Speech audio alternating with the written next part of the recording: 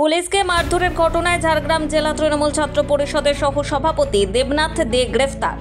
মহিলাদের সাথে অসভ্যতা বাধা দিলে পুলিশকে মারধরের ঘটনায় ঝাড়গ্রাম জেলা তৃণমূল ছাত্র পরিষদের সহ সভাপতি দেবনাথ দেকে গ্রেফতার করে ঝাড়গ্রাম থানা। ঝাড়গ্রাম শহরের রঘুনাথপুরে শ্রাবণী মেলায় মদ্যপ অবস্থায় এক মহিলা দোকানির সঙ্গে অভব্য আচরণের প্রতিবাদ করায় পুলিশের এক এসআই মারধরের শিকার হন।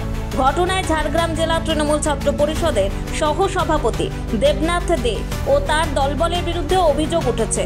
মূল অভিযুক্ত দেবনাথ দেকে গ্রেফতার করেছে পুলিশ। পুলিশ সূত্রে জানা গেছে, মঙ্গলবার রাতে ডিউটি সেরে ফেরার পথে ঝাড়গ্রাম থানার এসআই শুভেন্দু বেরা দেখেন কয়েকজন মদ্যপ ব্যক্তি মেলায় এক মহিলা দোকানের সঙ্গে অসভ্য আচরণ করছে। এসআই প্রতিবাদ করে তাদের আটকানোর চেষ্টা করে। অভিযুক্তরা একযোগে তার উপর চড়াও হয়। গুরুতর আহত অবস্থায় তাকে প্রথমে ঝাড়গ্রাম জেলা মেডিকেল কলেজ হাসপাতালে ভর্তি করা হয়। বুধবার দেবনাথ দেকে ঝাড়গ্রাম আদালতে তোলা হলে বিচারক তাকে 14 দিনে জেল হেফাজতের নির্দেশ দেন।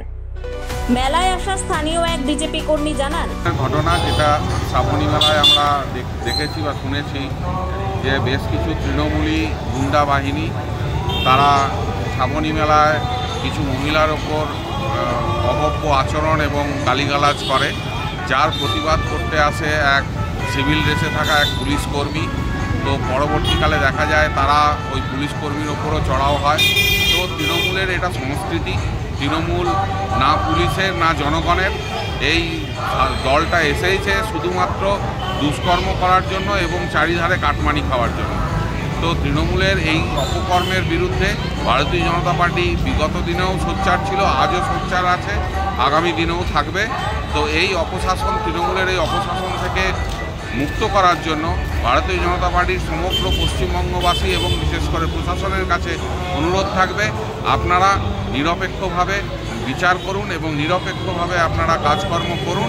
আগামী দিন ভারতীয় জনতা পার্টি 2026-এ আসছে, 2026-এ এসে গোটা পশ্চিমবঙ্গকে সোনার বাংলা উপহার দেবে, এটা আমাদের প্রতিশ্রুতি এবং এটা আমরা করে দেখাবো। তবে তৃণমূল সূত্রে খবর, জেলার যুব সভাপতি তথা কাউন্সিলর আর্য ঘোষের ঘনিষ্ঠ এই দেবনাথ দে।